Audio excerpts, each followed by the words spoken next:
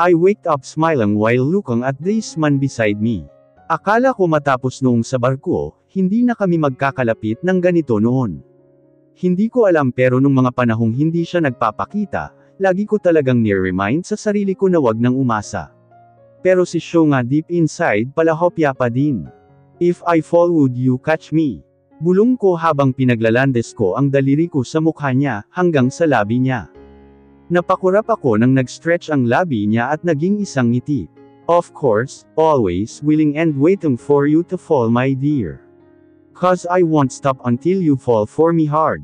Nakangiti ko siyang inirapan. Masyadong bolero, kagabi ay hindi lang isang beses naming ginawa iyon. Kahit masakit ang ano ko, at nangangalay na ang mga binti ko, dahil sa kung ano-anong pinaggagawa niya sa akin. Daig pa namin ang naga-acrobat sa ginawa niya. Halos mag-uumaga na nga kaming nakatulog, parang masama pa nga ang loob niya noong inawat ko na siya. Saan ka pupunta? Hindi pa tayo nakakapag-usap, hila niya sa akin nang bigla akong bumangon. Paghila niya ay sabay kong bumagsak ang kumot na nakabalot sa katawan ko. Oh, I like this view more, ngisi niya nang humantad ang kabuuan ng harap ko. Hindi ko na naangat ang kumot, para takpan ito nang bigla niyang abutin iyon, at paglaruan ang ibabaw nito. Mas lalo akong nakaramdam ng hiya sa ginagawa niya.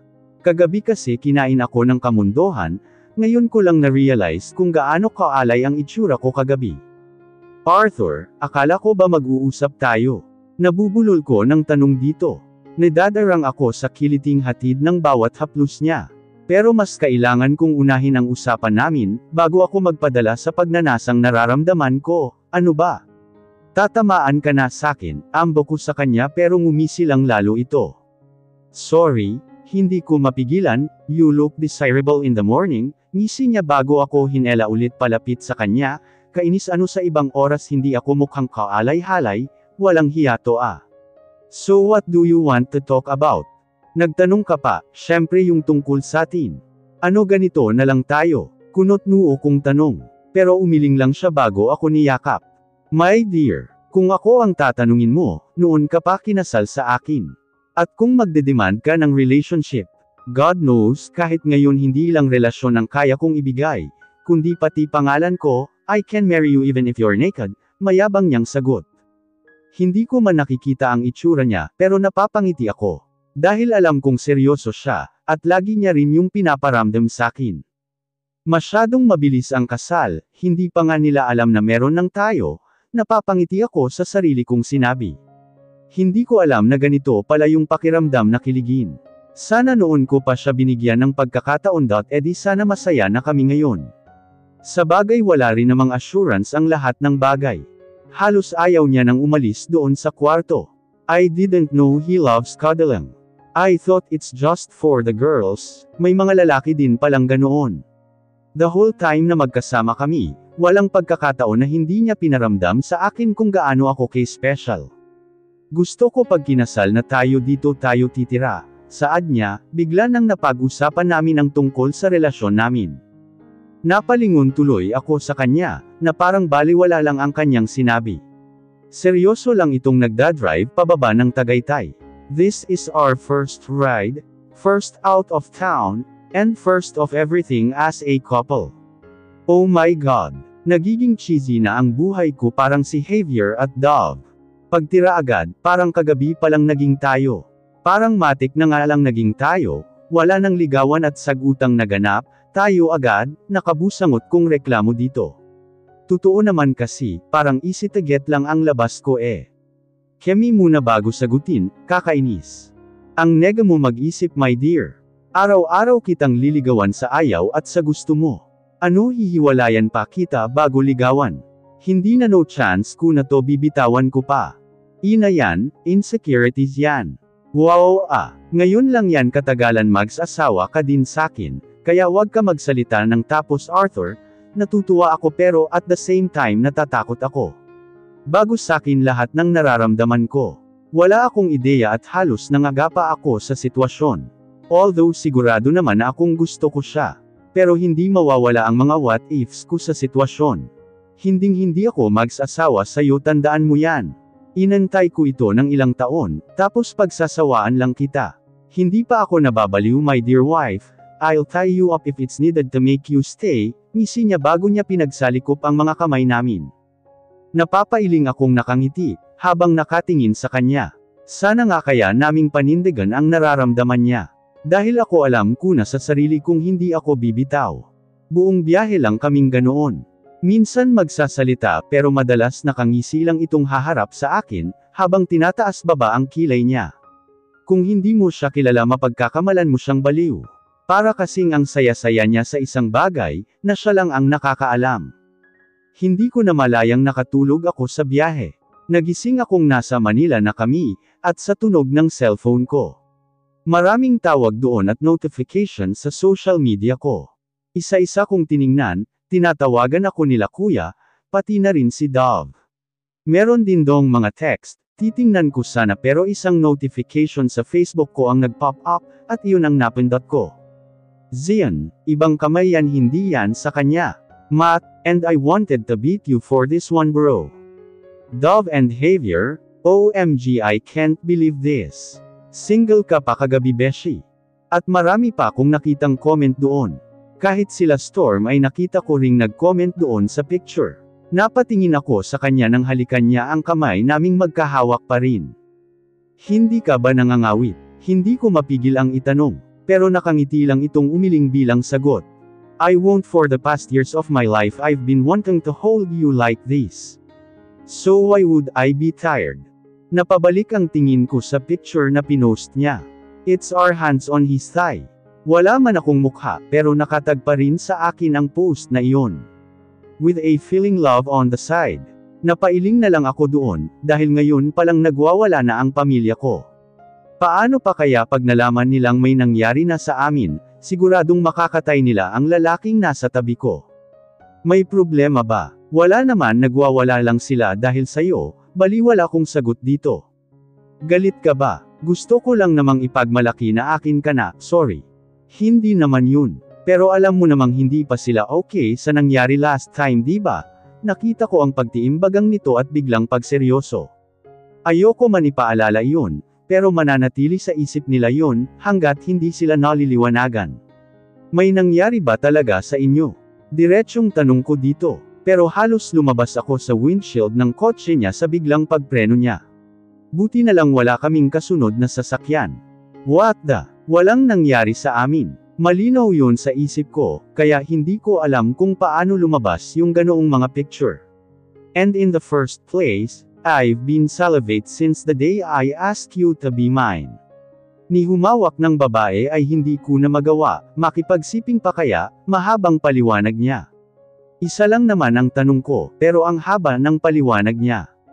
Nagtanong lang ako, wala akong ibang sinasabi, napatingin ako sa labas na kahinto na pala kami sa labas ng bahay namin.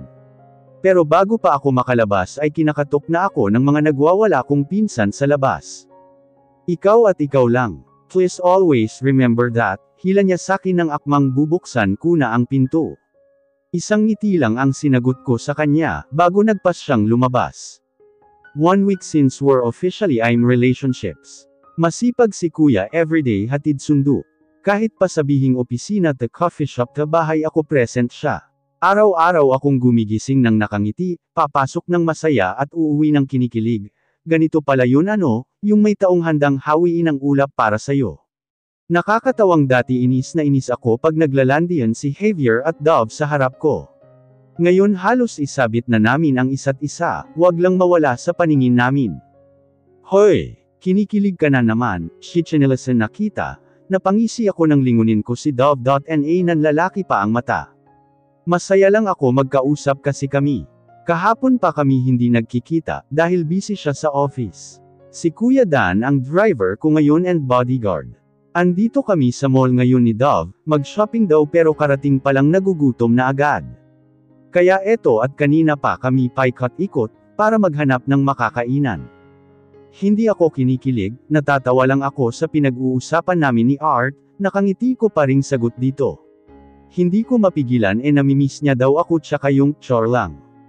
Hindi daw, ewan ko sa'yo ganyan ba pag naanuhan na. Parang hindi naman ako ganyan noong may mangyari sa amin ni Javier. Nasobrahan ka ata sa hangin, kaya ganyan ka pati ulo mo naapektuhan, halos mang-awit ako kakahampas kay Dove sa pang-aasar niya. Pero tawa lang ito ng tawa. Nakakainis siya, napaka-blunt talaga ng bunganga. Manahimik ka nga dyan Dove. Napakabastos ng bunganga nito, mamili ka na nga doon. Tulak ko dito pero nginisihan niya lang ako, habang sumisenyas na kukurutin ako. Napatingin ako sa phone ko nang muli itong tumunog. Kanina pa kasi kami magka-text ni Arthur, at kinukulit niya ako sa tawagan kami daw. Akala mo nagbibinata ang langhiya. So really what do you want me to call you? Namimiss na talaga kita. Me, ikaw ang bahala. Kung saan ka masaya Art. Napapailing akong sinundan si Dove. Pumasok sa isang Japanese resto. Kakain daw kami ng ramen, kaya pagbigyan ang gusto baka naglilihi na. Art, my dear wife, endearment is a sign that you're mine. How about kitten, baby, babe, sugar, princess, chocolate, honey pie? Basa ko sa text niya, ang kulit niya talaga hindi ako tantanan doon. Kagabi pa namin pinagtatalunan yon, hanggang ngayon ganoon pa rin ang topic hindi na umusad. Kahit ba punakanak ang sumisingit siya ng kalandian, bumabalik pa rin kami doon. Me, baka naman magka-diabetes na ako sa mga endearment mo. Is I love you, isn't it enough sign that I'm yours? Napapangiti ako sa sarili kong sagot. Hindi naman siya nag-reply na, kaya pinasok ko na ang phone ko sa bag ko. Umupo na rin ako sa nakuhang mesa ni Dove, medyo malayo iyon sa madaming tao maingay kasi. Dove CR lang ako Palm ko dito habang wala pa ang order namin. Pero saktong pag-ikot ko ay may bumangga sakin, at natapon ang daladala niya. Mabuti na lang at iced tea lang iyon, pero halos ipaligaw ko naman ata yon. Napatingin ako sa puti kong damit, ngayon na naging brownish na.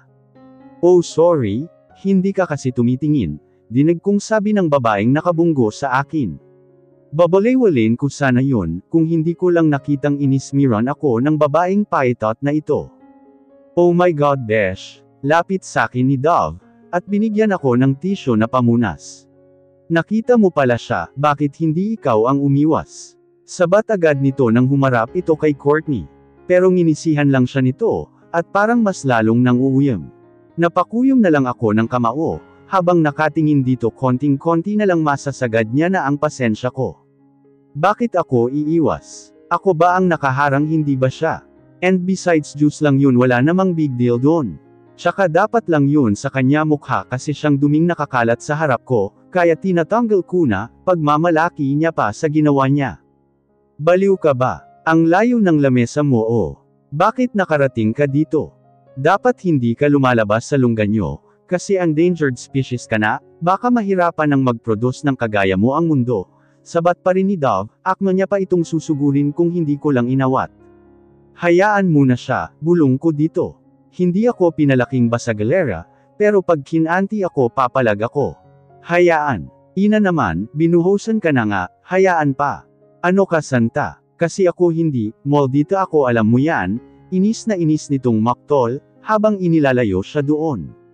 Pero hindi pa kaming nakakatatlong hakbang palayo, nagsalita na naman ito. See I told you she deserves that. She's just a slut trying to steal my boyfriend away.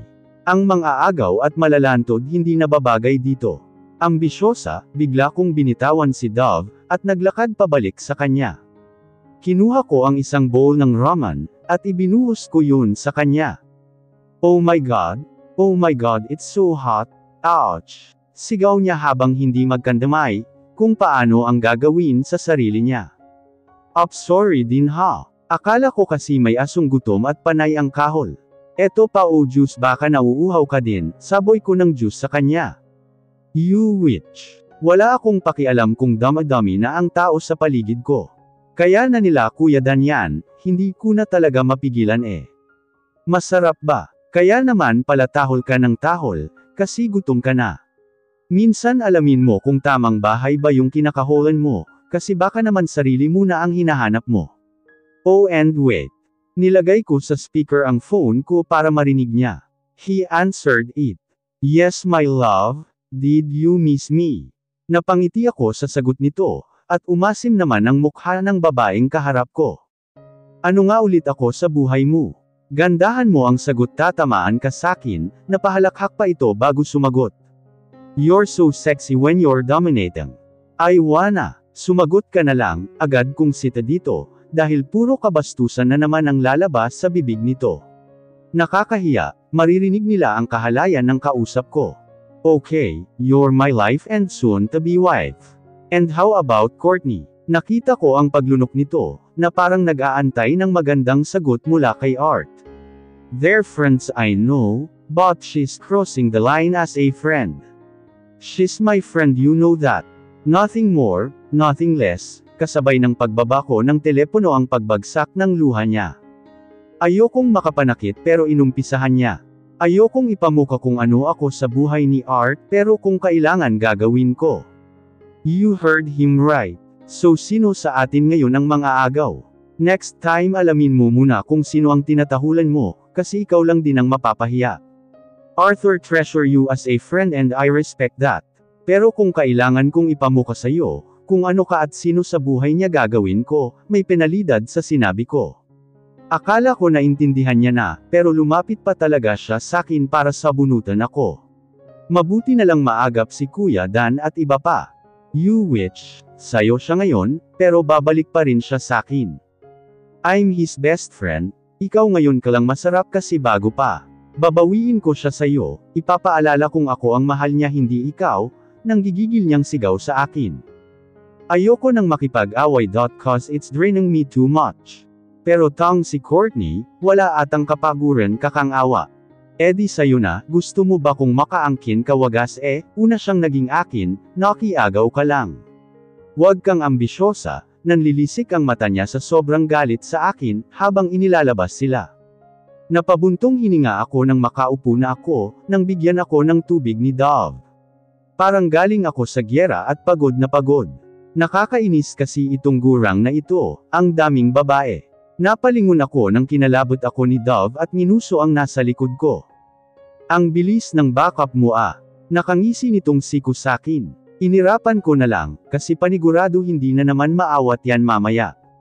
Are you okay? May masakit ba sayo? Gusto mo dalhin kita sa ospital my love? Yakap nito sakin pero tinulak ko lang ito palayo. Alis nga dyan. Naiinis ako sayo, kaya tigilan mo ako. Tabi, singhal ko dito bago ito nilayasan. Nakita ko pang nilapitan niya si Kuya Dan, kaya napahinto ako. Dan, di ba sinabi ko sayo na wag mo siyang pabayaan?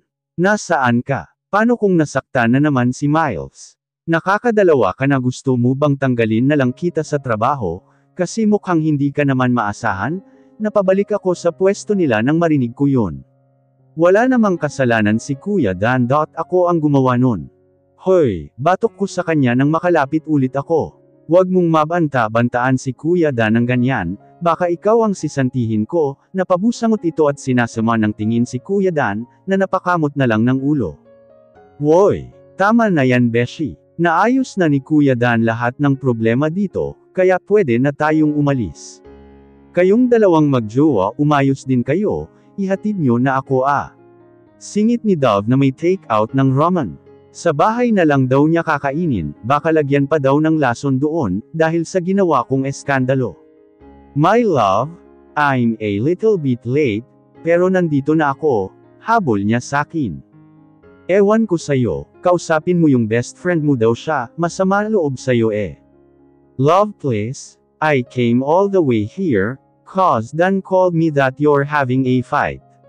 I haven't eaten lunch yet and now you're yelling me. So kasalanan ko pa ngayon. Hoy Arthur, hindi kita inutusan o tinawagan na pumunta dito, kaya wag mong mabilang-bilang yan sakin. Tabi nga dyan, nagiinit ang ulo ko sayo, Dove. Tara na, bulyo ko sa kanya. Daig ko pa ang sinapian ng masamang espiritu, habang nagtatantrum sa harap niya. Nakakainit ng ulo ang makitang nandito siya. Naalala ko ang sinabi ni Courtney na kanya. Edi kanya na inaangkin ko ba? Edi saksak niya sa baga niyang langya siya. And our first fight as a couple starts today. No, actually ako lang talaga ang nang-aaway, nakakabad trip lang. I hope I can make it to the end. And still standing for all the trouble we have.